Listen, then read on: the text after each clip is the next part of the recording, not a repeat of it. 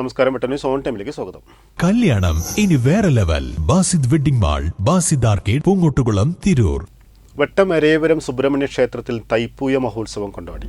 ക്ഷേത്രം തന്ത്രി ബ്രഹ്മശ്രീ വടക്കേടുത്ത് മന ജയൻ തിരുമേനിയുടെ കാർമ്മികത്വത്തിലാണ് തൈപ്പൂയ മഹോത്സവവും ബാലാലയ പ്രതിഷ്ഠയും കൊണ്ടാടിയത്. Trendy and customise collection, best in budget. Theyyam പാട്ടിൽ പോലൊരു ഓപ്ഷൻ വേറെ ഇല്ല.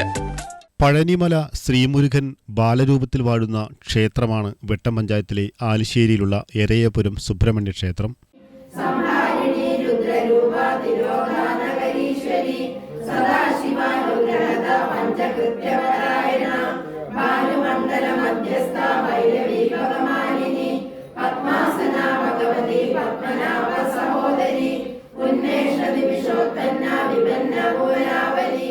ക്ഷേത്ര നവീകരണ യജ്ഞത്തിന്റെ തുടക്കമായാണ് തൈപ്പൂയ മഹോത്സവം കൊണ്ടാടുന്നത്.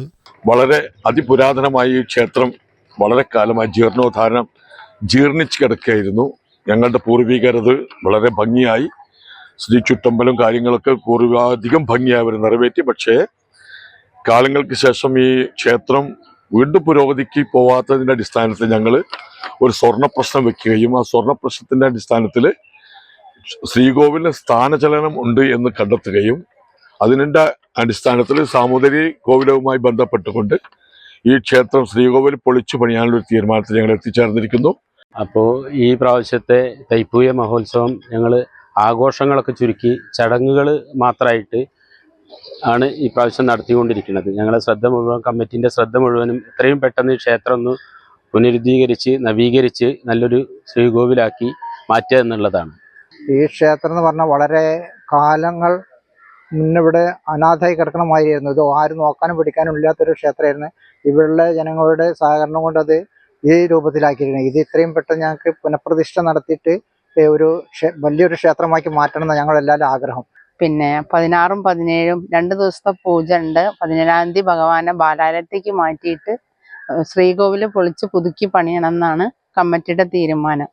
അതിന് നാട്ടുകാരുടെയും ഭക്തരുടെയും എല്ലാവരുടെയും അകമഴിഞ്ഞ സഹായം സഹകരണം വേണമെന്ന് അഭ്യർത്ഥിക്കുന്നു. എന്തായാലും 10,000 ആൾക്കുള്ള ഭക്ഷണം ഞങ്ങളിവിടെ ഒക്കെ സാധാരണ ഉള്ളത് തന്നെയാണ്. സ്റ്റേജ് ഐറ്റം മാത്രമേ ഞങ്ങൾ ഇപ്രാവശ്യം ഒഴിവാക്കിയിട്ടുള്ളൂ. ബാക്കി എല്ലാ പരിപാടികളോടും കൂടി തന്നെ ഭംഗിയായിട്ട് തന്നെയാണ് നടത്താൻ തീരുമാനിച്ചത്.